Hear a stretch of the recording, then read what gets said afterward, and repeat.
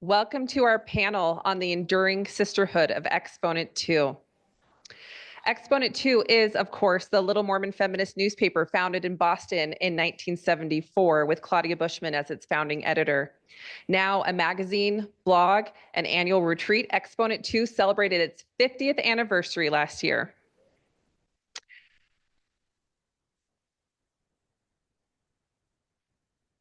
Heather Sundahl is sorry that she could not be here with us this morning. She's at a family funeral, but her talk will be given by Susan Christiansen. So I'll introduce Heather and then Susan. Heather Sundahl has volunteered with Exponent 2 for 29 years in various capacities, including as a writer, associate editor, retreat coordinator, president, blogger, and historian. She has a bachelor's in humanities and a master's in English, both from BYU. Heather is now a marriage and family therapist working at a residential treatment center for teens in crisis. She believes that telling the right story can change the world. She's also the co-author of 50 Years of Exponent 2. Susan Christiansen has been involved with Exponent since 2006 and has worked on the magazine staff, been published in the magazine, and served as treasurer on the board. She did an undergrad in economics at BYU, a master's in health policy, and a PhD in health economics and reproductive health, both from Johns Hopkins. She's currently working on ways to leverage data to improve disparities in women's health care, which is going about as well as one could expect given the current climate. When she's not spending time with her husband, stepsons, and dogs, she's most likely thinking about data or antique apple varieties. Heather's talk is titled Obedient but Not Repentant, Lessons from Claudia's Exit from Exponent.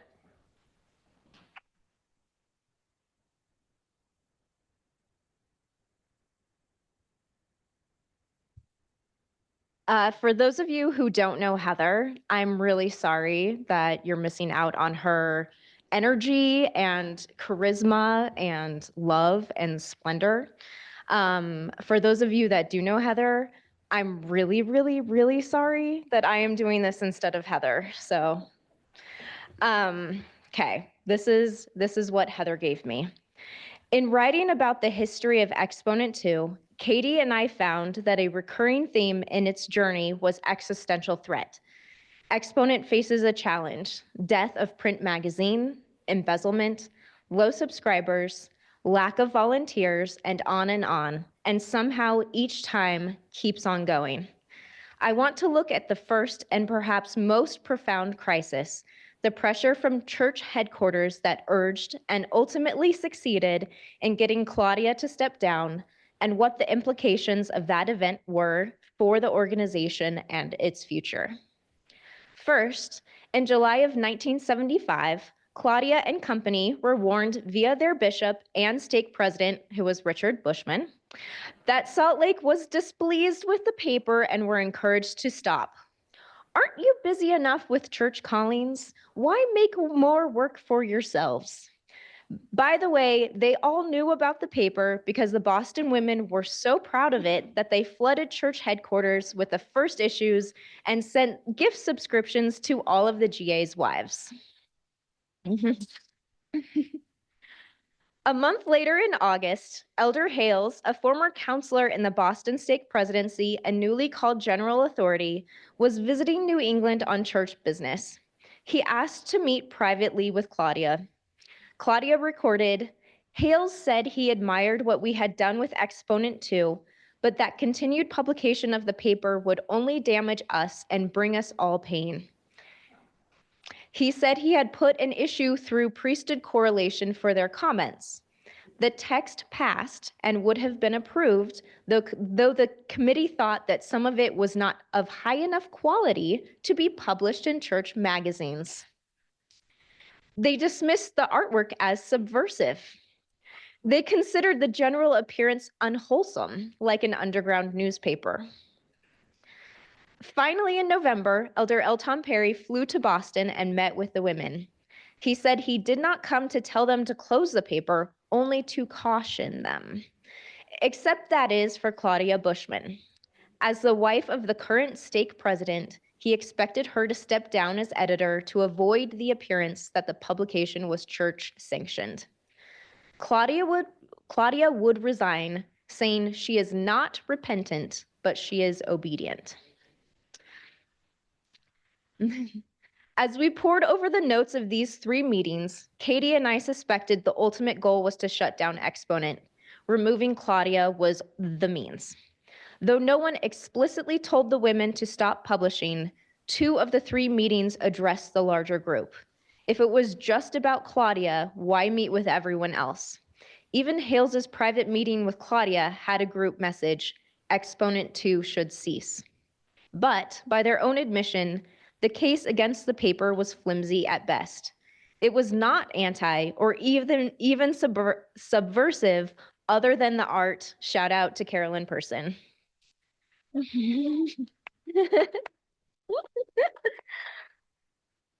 But they could make a case for Claudia, a personal appeal from friends who happen to be general authorities or general authorities who happen to be friends.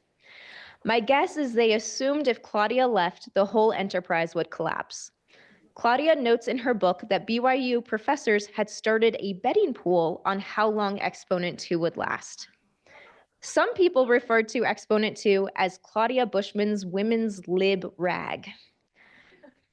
But they underestimated the collective power of Exponent in assuming that if Claudia left, the whole thing would fold. Claudia was a charismatic front person, to be sure, but the Exponent pool of talent is deep and plentiful. Still, the women had to wrestle to decide to keep it going. It may have started as another Boston project with Bushman at the helm, but without her, the group had to take ownership and someone would have to step into Claudia's shoes. They fasted, prayed, and wrote letters. Each attempt to prove Exponent's value was an additional commitment to the org. They held a series of meetings, trying to decide what to do. As the final meeting concluded, Laurel Ulrich said, "Maybe Exponent isn't that important, but the women of the church are, and what if they need us?" What Salt Lake saw as a threat, others saw as a lifeline. Because I am a theater nerd, when I picture these women trying to decide what to do, I imagine the scene from Les Mis where Enjolras, the leader of the resistance, tells his people, "It is time for us all to decide who we are. Have you asked of yourself, what's the price you might pay?" Continuing the paper in the face of thinly veiled warnings would take courage and commitment that was not required before. They recognized it as a risk and a sacrifice, demonstrating their faith in Exponent and the women of the church. Perhaps it deepened the connection between the women, a bit of trauma bonding, if you will. This existential challenge galvanized them. With every scandal and crisis, we ask ourselves again, should we continue? And for 50 years and counting, the answer is a resounding yes. Let me turn to lines from another musical that addresses the retirement of a beloved leader. When George Washington says he will step down, Alexander Hamilton is horrified. Surely no one can replace their commander-in-chief. But the wise response from Washington is that in stepping down, he will teach them how to say goodbye. He will model a peaceful succession of power, show that the country is strong, not only strong enough to be governed by another, but strong enough to benefit from it. If I say goodbye, the nation learns to move on. It outlives me when I'm gone. Had Claudia stayed, might Exponent have always been considered Claudia's paper? Had Claudia stayed, would the paper have folded when she left Boston 2 years later in 1977? Claudia was charismatic, confident, and well-connected. When the women learned she was stepping down, their first instinct was to close the paper. Carol Sheldon noted, "It was obvious the general authorities had no confidence in us, but we had confidence in ourselves. So they chose to continue. And instead of looking for a new Claudia, they focused on who had the skills to take on the running of the paper. Lots of names were tossed around. Claudia lent her support to Nancy Dredge. Nancy had been around from the start, part of the Institute classes. Nancy was an inspired choice, a gifted editor, hard worker, collaborative. Because Claudia chose to leave, the org changed and grew and developed procedures to handle transitions. I want to pause here and reflect on the price Claudia paid for stepping down. While obedient and unrepentant, Claudia was also heartbroken and hurt. I was stunned by this decision because I think it is unjust and short-sighted. It was too much when I was asked to write a piece for the church magazine, The Ensign, commenting on the way a husband should sustain his wife and her calling, church, family, community, etc. I turned that down. Now that they have made clear the concerns about the paper, it will go on, but without me. All this has been more painful for me than I can say. I brood, I cry, I am paralyzed, but I am getting a little better. I think I will just have to find a new life for myself. And of course she did, again and again. Because Claudia left, the target was lifted from Exponent.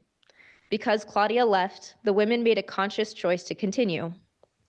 Because Claudia left, a pattern was established for passing the paper on and allowing that next editor to put her own stamp on it. Because Claudia left, we knew what we were doing mattered, that our voices could be amplified and recorded, whoever was at the helm. In the words of my dear friend Amy Hickman, this is an important story. The most powerful thing a person can do is to make something that outlives them. Knowing that you can make something that doesn't require you to survive is way more important than being a person who runs something for 10 years. Long live Claudia, and long live Exponent too.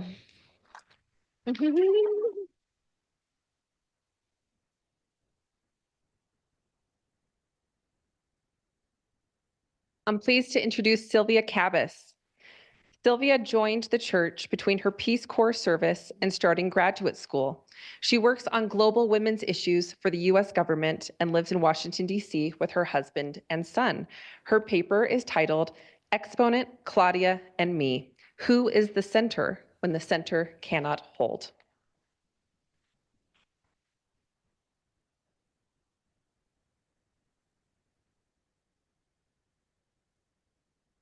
Good morning, everyone. Judging from the demographics of the conference, I guess I am the DEI hire. Thank you to Caroline and the rest of the organizing committee for inviting me. It really is a privilege to be here with Claudia and all my other Shiros. Last night, I attended a fundraiser for an organization supporting the Polynesian community. At this event, a haka was performed by a number of the attendees. And this was not a haka for the Polynesian Cultural Center. It was a haka for us and by us, the people of the Pacific. And I carry the spirit of that haka with me today. I joined the church as a 27-year-old single Filipino-American woman during the Chieco period. As someone who grew up in California adjacent to the church and with several close Mormon friends, I already knew the basics. I'd gone to sacrament meeting, I'd been to dances, I'd had several copies of the Book of Mormon. One copy was from a close friend of mine. We're still friends. We met when we were 12. She gave me her copy with her annotations and her testimony when she was on her mission in New Jersey. I have another Book of Mormon from a coworker whose husband eventually baptized me.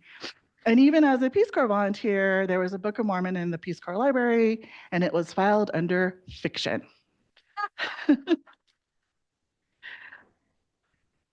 But I didn't know about Mormon feminism. Google and the librarians at grad school became my friends in this regard. One of the first hits when you search Mormon feminism in 1997 is Mormon Sisters, featuring our dear Claudia as one of the editors. I was such a nascent Mormon feminist and such a newbie church historian that whenever I heard Richard Bushman's name afterwards, I always thought of him as Claudia's husband.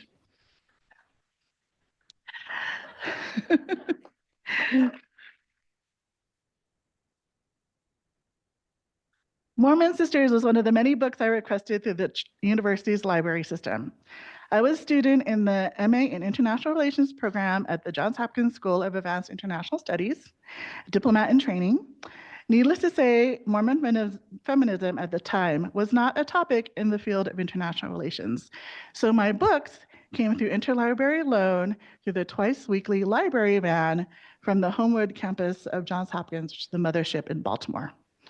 My requests were so unusual that whenever my books arrived, a cluster of librarians and library assistants would gather around the circulation desk to see what I had ordered.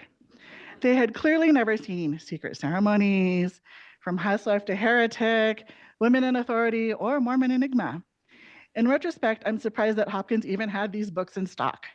Again, I was such a baby intellectual that I had no idea that any of these books that I had eagerly devoured between econ classes were each doctrinal and historical earthquakes. I'm so honored that so many of the names I had read on book covers are here with us today. I struggled with reconciling my burgeoning Mormon identity with my feminist core. Between reading and writing on international economics and political theory, I eagerly tore through all the Mormon feminist classics. It was when I read Mormon Sisters, Women in Early Utah, that I learned about Exponent. I immediately subscribed to the magazine and later followed the blog and joined the listserv. Remember listservs? Due to graduate school, followed by a move overseas that lasted 7 years, I was not able to attend the annual retreat. Regardless, Exponent in all its incarnations was a precious thread that tethered me to Mormon feminism when I lived in Africa, and then when I moved back to the US and into a conservative ward in Little Rock, Arkansas, which was Utah Mormon life with an overlay of Southern evangelicism.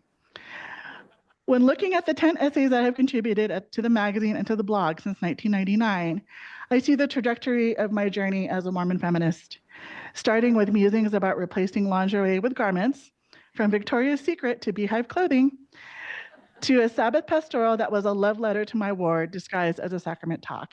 To choose hope is to choose love. When we moved back to the US in 2006, one of my goals was to attend a retreat. In 2008, I finally attended my first retreat. I was finally surrounded by what Anne of Green Gables called kindred spirits. Since then, I have not missed a single retreat, despite of a couple of occasions where I had to go directly on international travel from Logan International, once to Senegal and another time to Mozambique.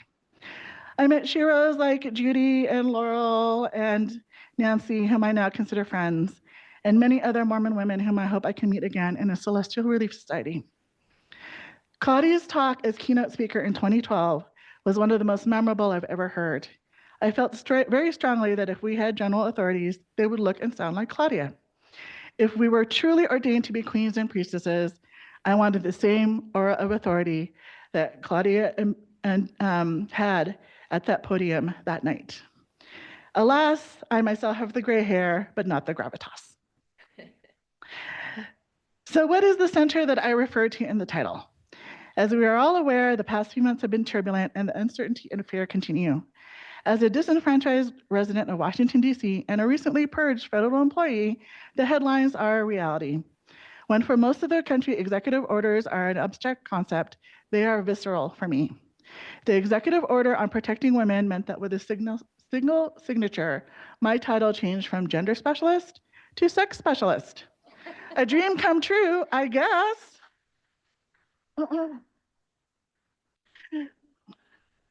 Plot twist, I'm a Mormon. My Muslim husband jokingly asked for his $20 dowry back. Fun fact, when we got married in Morocco, Muhammad gave up his right to polygamy, so there's that. Thanks, Muhammad. Then the directive arrived that I had to delete or rectify incorrectly everything that I had worked on in my career. It meant that Peace Corps volunteers, which was another fundamental experience in my life, would no longer be required to know about gender equity and women's empowerment, even though it is in the Peace Corps legislation. So when volunteers are in their communities and see violence against women, or women unable to open bank accounts on their own, or unable to decide on family size, volunteers themselves won't have the skills to help them. In such turmoil, we cling to centers in our lives. So one center for me is Exponent. I can reliably look up the blog or open the magazine. I leave back issues of the magazine in the mother's room at the chapel, in the classic passive-aggressive tradition of our church. I can reread a poem or ponder a work of art, and I know that there is a kindred spirit out there who knows what I'm feeling. I know there are other sisters out there who nod in understanding when I talk about deprogramming my 11-year-old son from the Young Men's program. Thanks to resources like Exponent, my son has testified from the pulpit about Heavenly Mother. He knows there is evidence that priesthood keys were turned over to the Relief Society. He expects the back-to-school blessings that I administer to him with the authority that I have as his mother. He finds completely normal that the majority of speakers at his baptism were women.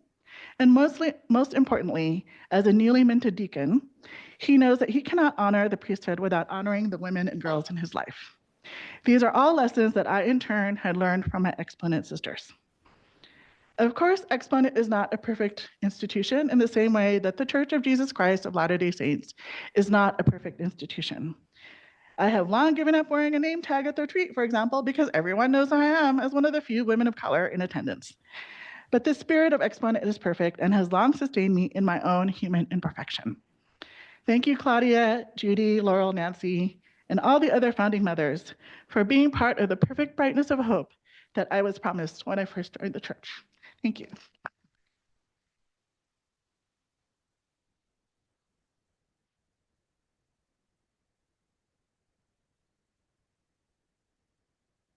Our next speaker is Margaret Olsen Hemming. Margaret served as editor of Exponent 2 from 2015 to 2021 and as the art editor from 2010 to 2015. She is the co-author of the Book of Mormon for the Least of These series and sits on the advisory board of the Center for Latter-day Saint Arts. In 2022, she curated an exhibit for the center titled The Sacred Feminine in LDS Art and Theology. She is the incoming co-editor of Dialogue, a Journal of Mormon Thought. Her talk is titled Drawing on a Legacy, Claudia Bushman, Exponent 2, and Mormon Feminist Art.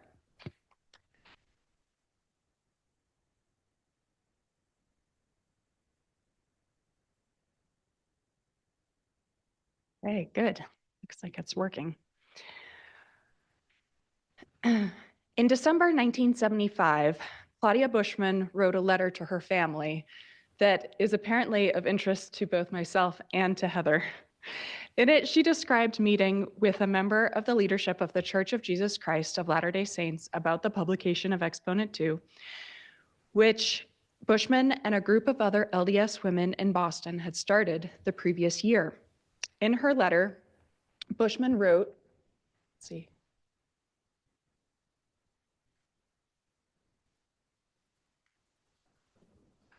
Oh, okay. Okay. In her letter, Bushman wrote, "We had a very long talk after his meetings on Saturday night. He said that he admired what we had done with Exponent 2, but that continued publication of the paper would only damage us and bring us all pain.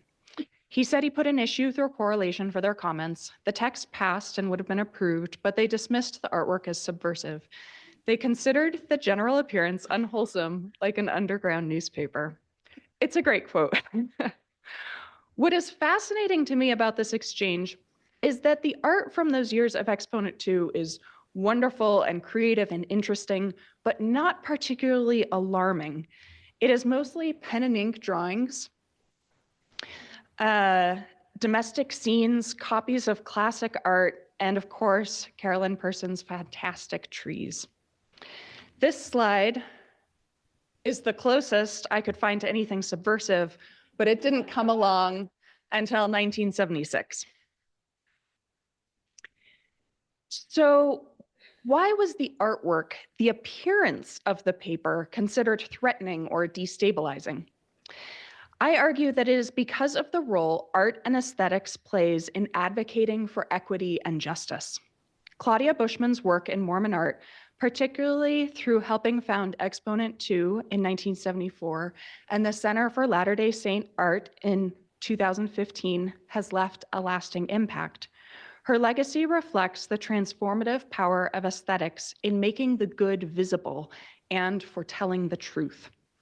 Bushman's contributions exemplify the role of art in creating communal experiences, allowing for the inbreaking of the divine and fostering moral courage within a religious tradition that often struggles with gendered tensions. To help make this argument, I will share art that has been published in Exponent 2 or exhibited by the Center for LDS Art. Art is not merely an opportunity for aesthetic pleasure. In his letter addressed to artists in 1999, Pope John Paul II emphasized that beauty is a way of making the good visible and even connected artists to God. Through their relationship to their art, the Pope said, artists come to know something of the pathos with which God at the dawn of creation looked upon the work of his hands. He goes on to propose that artistic work goes beyond what the senses perceive and, reaching beneath reality's surface, strives to interpret its hidden mystery. In other words, aesthetic pulls the human to something beyond rationality and the senses and into a better understanding of the kingdom of God. I believe that is the case with this image, Marcella, by Amber Lee Weiss. Weiss wrote that she created this collage artwork about her great-great-grandmother at a time she was feeling disconnected. As she worked, she felt connected to her ancestor, connected to herself, and connected to God. She writes, I love to imagine her with this regal, angelic, yet earthly imagery. I love her being a part of the earth and yet above it. I imagine her future as glorious. Art reminds us that we stand on earth and yet look to the angels. Only a few years after the Pope's address, then Cardinal Joseph Ratzinger delivered a speech expanding the idea of the saving power of beauty. Ratzinger wrote that beauty tells us the truth. Art also embraces offense, pain, and even the dark mystery of death found in accepting suffering, not ignoring it. There is a kind of knowing that only comes through art. Artists are therefore truth tellers, asking us to confront realities in the world that we may rather ignore. Marlena Wilding strikes me as a truth teller in this piece, Patterns, which is a print on fabric depicting humans being transported in slave ships. From a distance, she writes, it looks like a pattern. The art asks us to ask ourselves how this pattern is being repeated in our world today, and ask ourselves what we are doing to stop it. Then Cardinal Ratzinger's claim that beauty wounds by calling people toward their final destiny suggests that art has a prophetic function. By depicting both the joys and pains of Mormon women's lives, feminist art reveals not just individual struggles, but structural injustices, compelling viewers to envision a more just future. Beauty decentralizes the self, drawing people into deeper engagement with the world and with others. This principle is evident in Exponent 2, where Mormon women's stories are given space to be seen and heard. The publication does not simply showcase personal narratives, but invites its audience into a reorientation, a shift from individual concerns to communal understanding. This decentralization is crucial in countering patriarchal structures that often place women's experiences at the margins of religious discourse. Angela Ellsworth does this in her series, Seer Bonnets, in which she covers pioneer bonnets with thousands of pins pushing into the fabric. She has made one for each of Joseph Smith's polygamous wives. Ellsworth asks the viewer to consider the women's experiences, including the painful and heartbreaking ones. As theologian Simone Weil asserts, to give up our imaginary position as the center, to renounce it, not only intellectually, but in the imaginative part of our soul. That means to awaken to what is real and eternal, to see the true light and hear the true silence.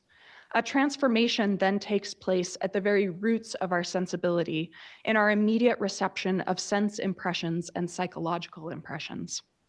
This is the kind of transformation that feminist art enables. Art provides an avenue for reimagining theological and social structures, allowing for a more inclusive vision of divinity. Bushman's founding of Exponent 2 was a radical act of creative resistance, one that embodies the principle that creative works do not take place in a void, but are part of the continuum of human life. By fostering a space where Mormon women could express their lived realities, she engaged in an act of moral imagination, showing that faith and feminism are not mutually exclusive, but deeply intertwined. The publication serves as a testament to the belief that beauty can act as a conduit for justice. Elaine Scarry writes that beautiful things give rise to the notion of distribution, to life-saving reciprocity. In Exponent 2, this reciprocity is evident in the shared experiences of its contributors, who articulate struggles, joys, and spiritual insights in ways that affirm their dignity and belonging within the tradition. Through storytelling, visual art, and poetry, the magazine elevates women's voices, challenging the historical erasure of their contributions in religious life. The communal moral imagination can be seen in Rachel Stalling Thomander's work, Mi Mama, which depicts her mother wearing clothing influenced by indigenous people of Latin America. This is artwork created in community for community. It embodies reciprocity and justice. The act of publishing women's narratives is itself an artistic endeavor, one that echoes Cecilia Gonzalez Andrew's claim that the arts confound and complicate things so that our mind has to relinquish its illusions of power and control. By documenting the complex and often contradictory realities of Mormon women's lives, Exponent 2 refuses to simplify or sanitize their experiences to fit into patriarchal expectations. Instead, it embraces the full spectrum of their realities, from spiritual enlightenment to institutional frustration, offering a prophetic critique of unjust structures. Bushman's advocacy for the Center for Latter-day Saint Arts further expands her legacy by situating Mormon artistic expression within broader theological and aesthetic conversations. The center highlights how art can both reflect and challenge religious identity, providing artists a means to explore questions of faith, embodiment, and revelation. Vey's assertion that art is an attempt to transport into a limited quantity of matter, modeled by man, an image of the infinite beauty of the entire universe, is particularly relevant here. The artists featured in the center's exhibitions take up this task, using their work to bridge the finite and the infinite, the personal and the communal. Their creations offer fully embodied revelatory experiences, allowing Mormon theology to be encountered through the senses as well as the intellect. Here is The Key of Knowledge by Lisa DeLong from the center's exhibit, The Sacred Feminine in LDS Art and Theology. DeLong's art probes the geometry of the sacred, tapping into an ancient tradition of melding mathematics with religious art. As DeLong writes, she finds beauty in chaos and cosmos. As she considered a work of art exploring the sacred feminine, DeLong felt her geometric artistic style was particularly well-suited to the task, as symbols allow more freedom to think about who or what God is. The 19 interlocking circles in the central figure of this piece symbolize ultimate perfection as the sum of 7 and 12, two numbers used in scripture to represent wholeness. While on a macro level, the shapes are circles, the circles are made of tiny squares, illustrating the LDS doctrine of heavenly parents that hold together the spiritual and material worlds. The circles made from squares originally derived from a quilting design, a nod to the early LDS women who taught and wrote about their Heavenly Mother while sewing and quilting together. Mormon feminist art does more than document experiences. It actively reshapes theological discourse. The arts, as Gonzalez Andrew argues, have the power to confront and undo dogmatism, fundamentalism, and totalitarianism. This is particularly relevant in the Mormon feminist context, where patriarchal interpretations of doctrine often limit women's autonomy and participation in ecclesiastical leadership. By offering counter-narratives, feminist art disrupts these restrictive frameworks, presenting alternative visions of what a more equitable Mormonism could look like. For instance, Caitlin Connolly's piece, They Listened at the Same Time, which clothes Adam and Eve in the same robes while they hold the fruit of knowledge together. Additionally, Scarry argues that beauty acts like small tears in the surface of the world that pull us through into some vaster space. This idea speaks to the transformative potential of feminist art. It challenges the dominant narratives that confine women's roles and invites viewers into a more expansive and liberating theological vision. The arts give us the moral imagination to conceive of something beyond the current reality. Here are some covers. This photo is by Rosie Gochner-Sarago, our Exponent 2's layout editor. The small tears Scarry describes are windows to a more moral and just kingdom. Without that moral imagination, we are left stagnant in a broken world. The works published in Exponent 2 and displayed in the Center for Latter-day Saint Art serve as these small tears, opening up spaces for new ways of seeing and believing. The early art of Exponent 2 was perhaps subversive, not because of any particular quality of the art. It was subversive because it was art. And art has the capacity to affect us in ways that even words cannot do. As Bruce Birch wrote, it may be that the human capacity to create and be fed by beauty is at the heart of who we are as human, and hence also at the heart of morality. Beauty reveals to us the goodness that is possible even in the midst of the terrible. It grips us with a world that could be and ought to be. Moral vision then attends deeply to beauty. In this sense, aesthetic value is critical to ethical value. Art is not merely a reflection of religious experience, but an active force in shaping it. Claudia Bushman's contributions to the Mormon feminist art through Exponent 2 and the Center for Latter-day Saint Art exemplify the power of beauty to reveal truth, challenge injustice, and foster communal transformation. Her work aligns with broader theological insights about art's ability to decenter the self, cultivate moral courage, and act as a vehicle for divine revelation. The beauty found in Mormon feminist art is not merely decorative, it is transformative, offering a vision of justice that demands engagement and action. As Mormon feminist artists continue to build upon Bushman's legacy, they participate in the sacred task of creating a world where beauty and justice are inextricably linked. Thank you.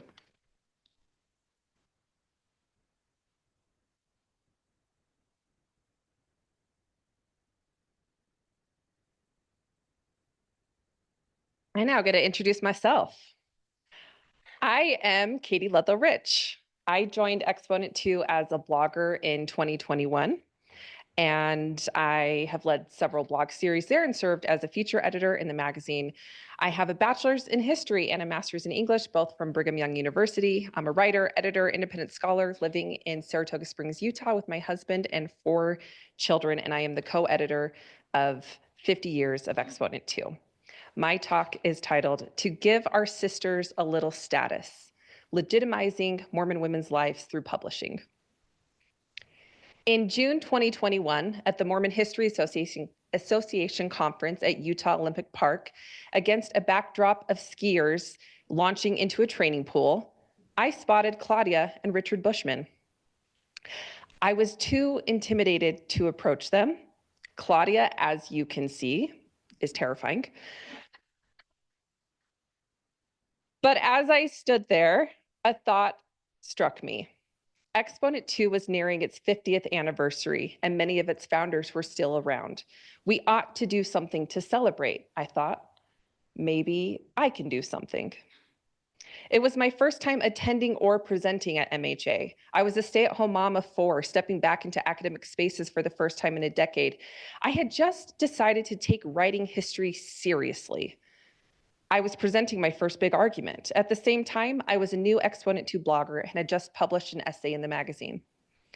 That weekend, I met Heather Sundahl in person. A few months later, I pitched the idea of a book to her, having no idea that she had already dreamt of the project and had already drafted a proposal once upon a time.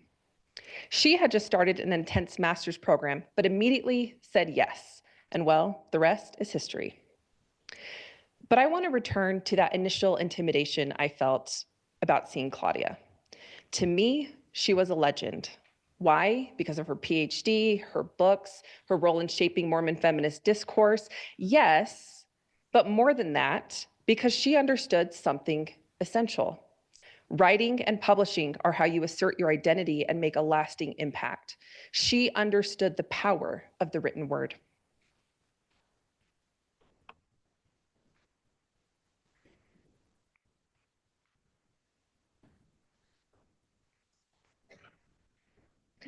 It'll go, I believe.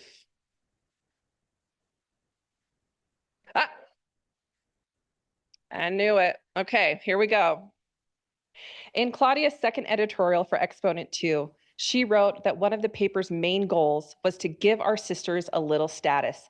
She asked, is there another group that can touch Mormon women for service to others, efficiency, devotion, imagination, intelligence, education, beauty? Yet, modest and supported by long training, they limit their aspirations. Experienced teachers, speakers, and executives, our women could rise like the cream in community organizations, yet they often hide their talents under bushels. Exponent 2 wants to shed light on the achievements of our sisters.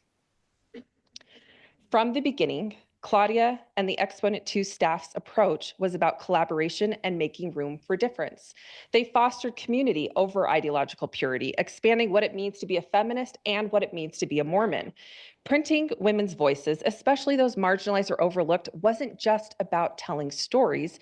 It was about asserting authority, preserving experiences, and legitimizing women's lives both within and beyond institutional structures. The groundwork for giving our sisters a little status through publishing was laid in the 1971 pink issue of Dialogue, which Claudia co-edited with Laurel Thatcher Ulrich. They were surprised when Dialogue editor Eugene England readily accepted their suggestion that the women edit an issue. They were even more surprised when his successor, Bob Reese, suggested that their content wasn't feminist enough, that they should tackle polygamy and priesthood instead of the issues they had chosen to focus on. But they trusted their instincts. They wrote about what mattered to their lives, not what Reese thought they should address. That decision, centering the issues that felt urgent and relevant to Mormon women, became a defining pattern for Exponent 2. One of the women published in the pink issue was the late Greta Peterson. Many here will remember her as a force in early modern Mormon feminism and Utah politics, particularly for her efforts to create the Children's Justice Centers in Utah. She even hosted the production of Exponent 2 in her Cambridge home for a few years. But I was struck by something she wrote in her autobiography about what it meant for her to publish in the pink issue. She called writing her article one of the hardest and most important things I did in my life. How could a 3-page personal essay be so transformative? By that time, she was a mother of 3, deeply involved in her community and church, but writing that article was something different. She reflected, much later, I realized that literally everything else I had ever done had been for and because of others. This time, I had created an offering that was truly my own, for and because of me. That essential experience taught me that I was a capable thinker and writer even when I felt vulnerable. The act of writing helped her come to know her own mind. It gave her a stronger sense of self and of her own abilities. And that's what writing has done for so many Mormon women. But if writing helps us find ourselves, publishing our work and archiving our records is what gives us a history, one that is findable, one that shapes how future generations understand our past and our present. Take Blanche Berry. Few here will recognize her name, but 4 of her poems were published in the pink issue and 4 more in Exponent 2 in 1975. She's identified in these pages as a Black Latter-day Saint, recently deceased in Washington, D.C., and remembered as an actress and a dazzling personality. Her poems caught my attention, but finding out more about her took legwork. As it turns out, Blanche Berry is Mormonism's Harlem Renaissance poet. I've traced her story through records in the Exponent 2 archives at BYU, Dialogue records at the University of Utah, and College Park Ward records at the Church History Library, and even an in-person visit with retired Russian literature professor, the now late Tom Rogers, who was Blanche's home teacher in the mid-1960s and the one who sent her poems to Dialogue. I'll save more of Blanche's story for another time, but the point is this: because Blanche was published and because records about her were archived, she has a story that can be told. And because of Exponent 2, the same is true for so many well-behaved Mormon women who might otherwise have been lost to history. A final lesson from the pink issue is the value of rising to the occasion of big projects rather than waiting to feel qualified. In April 1971, as Claudia neared the final stages of editing the pink issue, she wrote to Laurel about a letter she had received from church historian Leonard Arrington, who had agreed to contribute an essay. Instead of reassurance, she felt a wave of doubt. This letter had a strange effect on me. Rather than cheering me that we had such able and willing friends, I was terribly depressed that we are all so ignorant. He should obviously be doing the issue. We are turning out ladies' home dialogue by contrast. How can a bunch of housewives caught between laundry and the dishes turn out anything of literary value? Ladies' Home Journal was a widely read magazine, but dismissed as unserious, filled with tips on housekeeping, not history. Claudia worried that their work wouldn't measure up to what serious scholars could produce. I understand that feeling. When I set out to write 50 Years of Exponent 2, I was acutely aware of others who were more qualified. In the summer of 2022, I conducted oral history interviews over Zoom in hours wedged between folding laundry and scrubbing dishes. I bribed my children with new Amazon Prime movies, popcorn, and the threat of losing screen time if they interrupted. And yet, as in so many areas of life, the work gets done by the willing. For Claudia, doubt didn't have the last word. She screwed her courage to the sticking place, and in the Pink Issue's introduction, she wrote, "We offer our issue of ladies' home dialogue without apology. For a woman eager to do something unique and meaningful but bogged down with the minutiae of everyday life, the pattern of another woman who has surmounted the same obstacles has real worth. Women have always been valued in the church, but not encouraged to say much. We hope that now and in the future, more ladies will speak out and, what is more, be heard." Without apology. Despite their insecurities, these women put forth their thoughts, research, and art. They didn't wait to feel ready. They took on dialogue and then Exponent 2, and when one woman was forced to step back, another rose to the occasion. When Elder L. Tom Perry visited Boston in 1975 and insisted Claudia resign as editor of Exponent 2, fearful that because she was the wife of then Boston Stake President, her feminist newspaper might be mistaken for an official church publication. She stepped down, heartbroken. But Exponent 2 did not end. Nancy Dredge, with her third of 5 babies on her lap, took the helm as editor. Because the paper endured, Judy Dushku could lead the Sister Speak column for decades, creating space for thousands of women to write about their lives in informal but sincere ways. With over 50 years of a print publication and almost 20 years of near daily blog posts, Exponent has produced a vast body of Mormon feminist thought. The founding mothers wisely began archiving their work early. The staff could not have known how long Exponent 2 would last, but in 1977, they had begun depositing the records at the BYU archives. Just this week, I received an email from Karen Glenn, an archivist at BYU's library, about a new exhibit for Women's History Month titled 50 Years of Exponent 2. The exhibit captures the full sweep of their work, from Laurel Thatcher Ulrich and the Cambridge Relief Society producing A Beginner's Boston, to Susan Kohler uncovering the original woman's exponent in a Harvard library, to Carolyn Person's hand-drawn art. Every stage of their process, mailing personalized requests for submissions, editing essays, advertising discussion groups, collecting fan mail, has been preserved. And at a university that has a somewhat complicated relationship with feminism, 50 Years of Exponent 2 is somehow proudly on display at the L. Tom Perry Special Collections.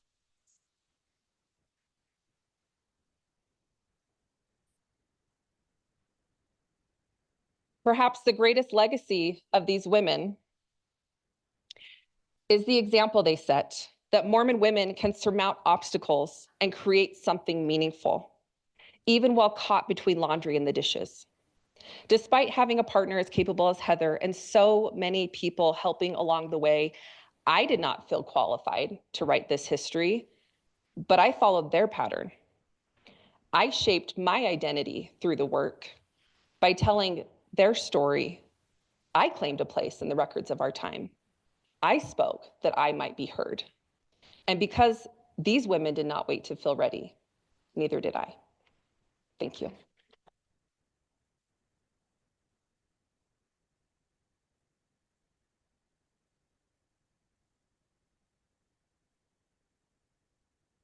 I am also chair of this session, and so now we have about up to 20 minutes for Q&A, and comments. Comment or question, This one. so it'll get on this Is this one? You have to push it. I did. Hello? Okay.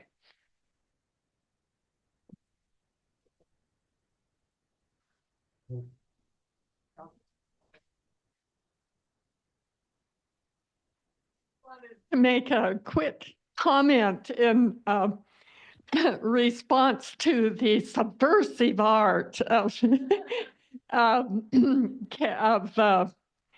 Carolyn. I'm wondering who in the church administration area was aware of subversive art, because at the Schlesinger Library of, dominant great library of women's art, there is a huge collection of what they call zines, which are underground feminist newspapers published in the 60s and 70s. And it seems to, somebody would have to have seen some of those to recognize the essential similarity between Exponent and those magazines, and that is they were homemade. Some of them were probably printed on a hectograph. There was no way to really publish. And one of the exciting things about Exponent 2 was, and that I think we all loved, and we go back and look at it and just marvel. It was literally, all the headlines were stuck one at a time, every letter.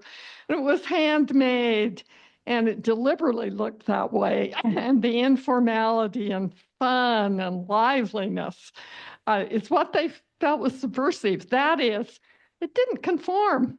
It hadn't been approved on high.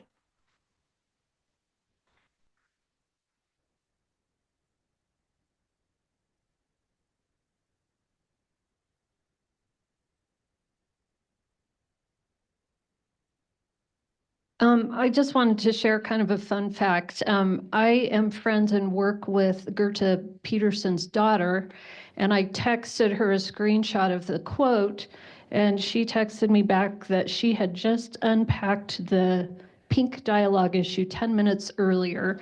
So kind of a fun connection there. I just wanted to mention that.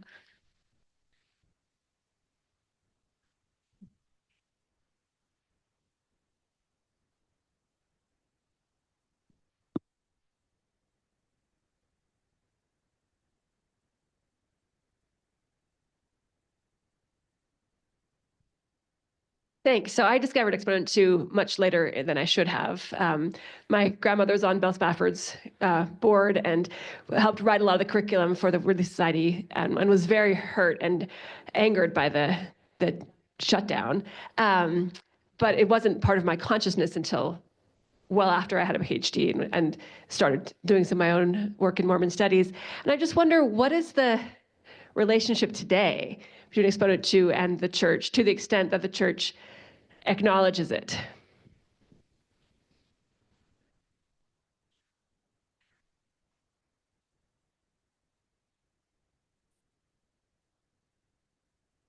Hello?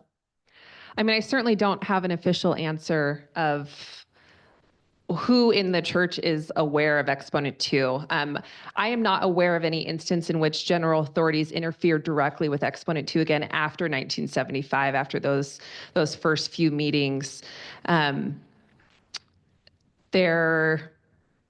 have the exhibit at BYU, for me as a BYU grad, who is also not active and also fears that this feeling of rejection of Mormon feminists, I cried going there yesterday, seeing that in person and feeling, I don't know what that means about the larger implications of the church's relationship with feminism or with Exponent 2. This is not the most welcoming climate for any of that at the time, but we get quoted regularly in Mormon land in the Salt Lake Tribune, so at least that's exciting. I have been very open about my Mormon feminism activism, or probably more accurately in my case, slacktivism. And I have never been dissuaded or been opted out of high-level public-facing stake callings. I was called as stake public affairs specialist during the run-up to the reopening and rededication of the Washington, D.C. temple. I was tasked with identifying who in the diplomatic community should be invited on the VIP tour. Sadly, I forgot to put myself and my family on that list, so we went with the rest of the plebes, but it was still fun. And our family was featured in the church's PR campaign for the reopening of the temple. So I can at least say from my own experience, I have never received any formal ecclesiastical complaint about my involvement in Exponent. On the other hand, my family and I are like the photogenic family of color, along with the Black family from Vienna, Virginia. So I like to think that it would cause a huge PR/optics scandal for the church. I had heard, some of you may remember that because our family is so photogenic, we were featured on the Church News website in the church's response to the SCOTUS Supreme Court ruling on marriage equality. And I went public and said that my family and I, my husband and our son, who didn't care at the time because he was only 4, disagreed with the church's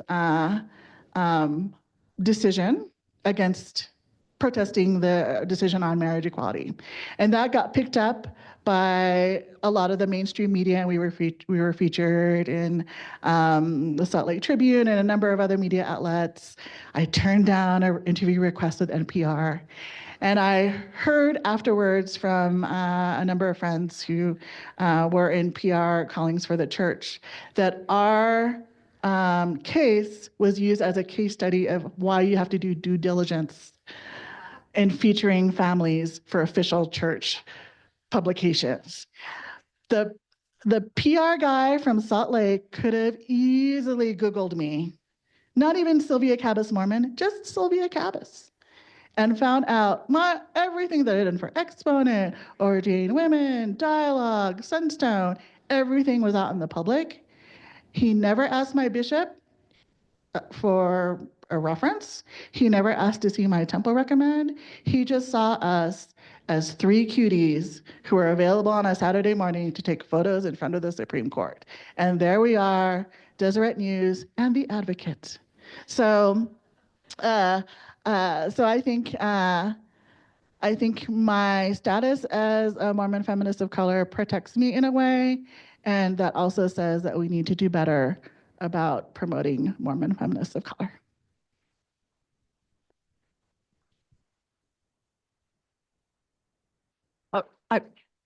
I'm sorry to interrupt. I'm inserting myself in this because I have an answer to that question. My name is Lori LeVar Pierce. I'm the current president of Exponent 2. And as I have discovered in true Claudia fashion, when I first became president of Exponent 2, and I don't live in Utah, I was coming to Utah to visit my daughter, I emailed President Camille Johnson, who had been first called as the General Relief Society president, said, would you be willing to just have a meeting with me and just talk about your role and my role? And the response I got back was, no. But included in the email, I did get the response, and included in the email was, we are aware of and very appreciative of the work that you do, but we're instructed not to meet with entities that that profit off the church.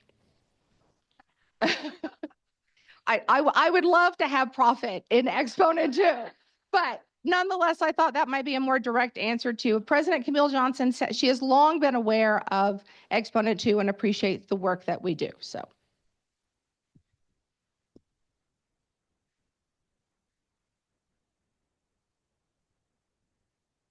This is getting worse. There we go. Do any of you think that the activities of the pink issue or Exponent 2 prompted the general authorities to institute the Women's General Conference meeting later in the 70s?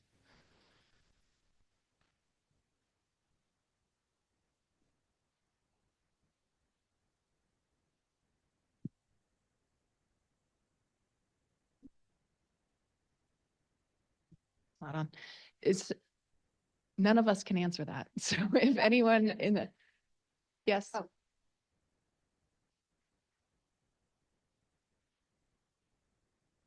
I don't have an answer for that. I have a comment. I think that's a great historical research paper for somebody. As a retired history professor, um, my consciousness was born with Exponent 2, so I'd just like to comment on its influence in my life, and especially thank Katie and Heather for their beautiful book, which I have devoured. My name is Susan Rue, and I had an article in the very first Exponent, and I edited from Chicago, the Chicago issue. And it was an outlet for me to write about my marriage, about having sons at different times in my life. It was really important to me. It became less so once I became so busy in my career. But I want to also say that this goes back to some of the ancillary efforts of Exponent to the Midwest Pilgrims, which I was a part of. And I deposited the papers that I had for that in the University of Utah library.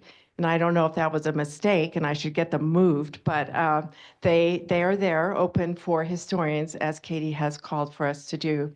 And I just want to take you back to when I was a senior at BYU in 1973, very tired of bridal fairs.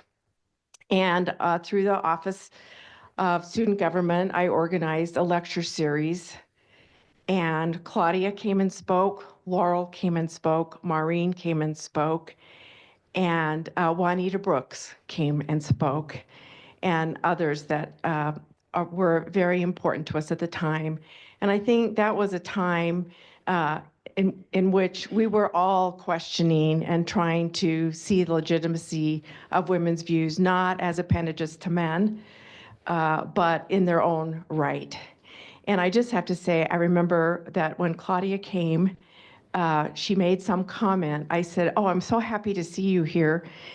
And I love your hair." And she said, "Oh, I have wash and wear hair. And I've always wanted to have wash and wear hair, but I don't."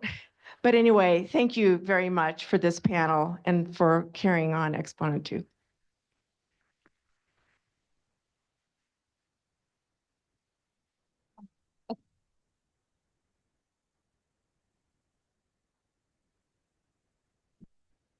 I don't know if you'll know the answer, but for many of us doing somewhat public-facing feminist work that's somewhat out of the mainstream, there is the pressure of I don't know if it's all organic, but letters to local leaders and I just this morning reread a fantastic article in Exponent 2 called "The Toxic Language of Polygamy Culture" that was written under a pseudonym, which I found fascinating. And so I'm curious, are you aware of, in the work of Exponent 2, of women still feeling afraid, silenced, the need to use the pseudonym, pressure coming on them, ongoing excommunications, Maxine's and others' tragic stories?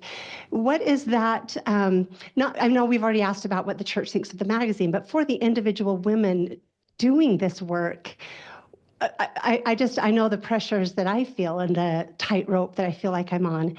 How is that for your writers and for you individually?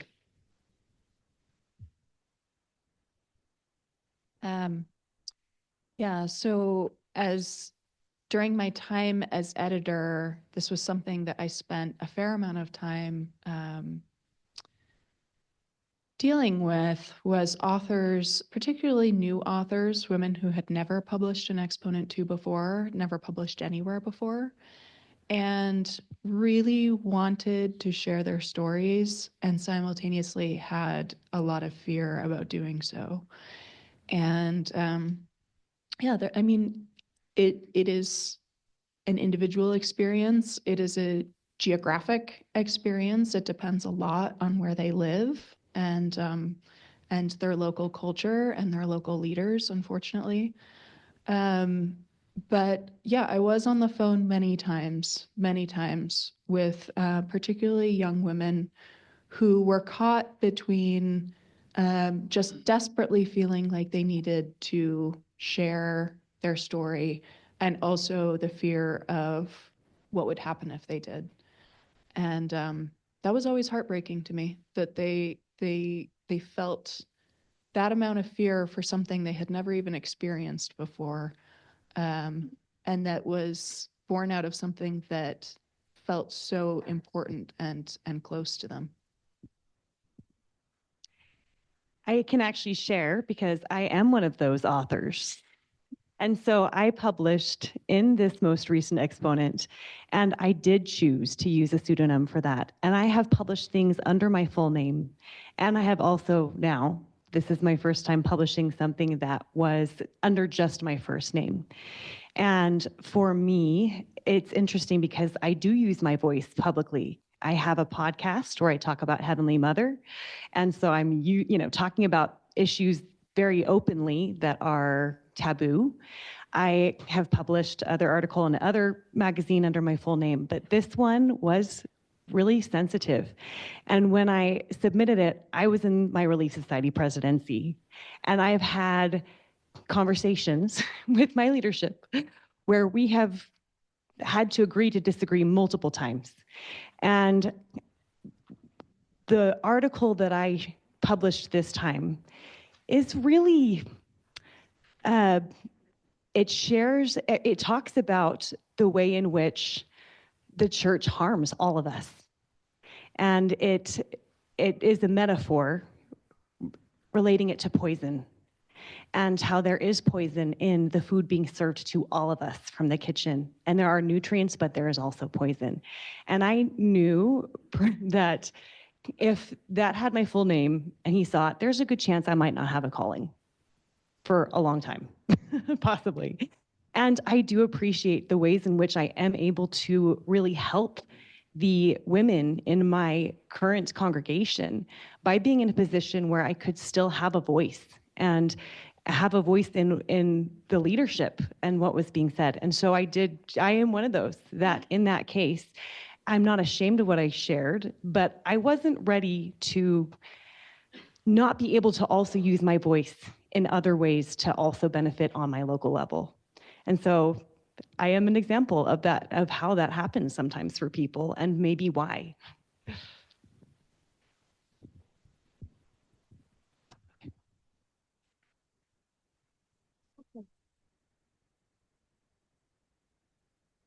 I had a comment, but I think we had somebody else who had the mic before me. You go, Brad. Okay. Just building on that. Hi, I'm April Young Bennett. If you've heard my name before, it's probably because I do blog under my full name. I just wanted to add to that even though I have been a long-time advocate for people to use their full name, and I believe there's a lot of power in using your identity to talk about these important issues, I think it also says a lot about the generosity of our community that so many people who maybe aren't comfortable using their names are still willing to put their work out there and donate their thoughts to our community, even without the credit of having their name attached. That said, I love it when you use your full name, and I've promoted that for a long, long time, but I just wanted to point that out. Thank you. We have time for about one more question, and then we're going to call all exponent-related people up for a group picture, please.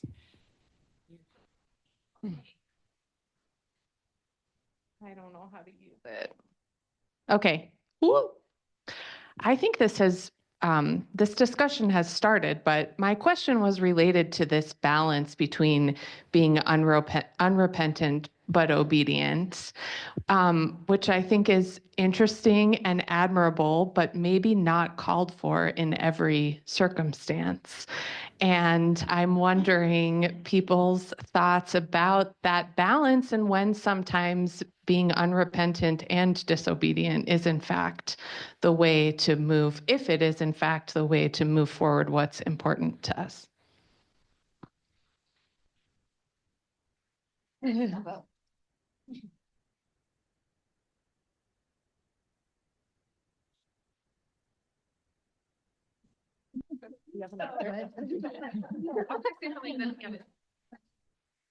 think that's a great question, and I think there's a lot to be said. I'll hand it to Sylvia real quick, but I think being obedient there with Claudia stepping down was so important for teaching us how to pass it on, right?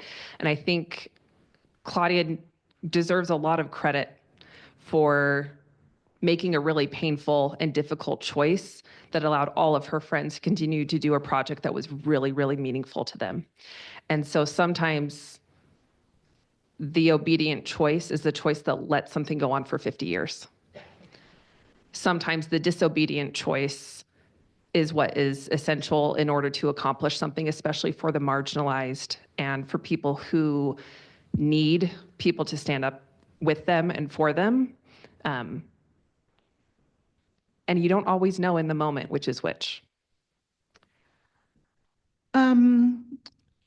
I try to square that circle or reconcile those two contradictions by refining my ability to code switch, which is a skill that any minority in the US has to employ or deploy.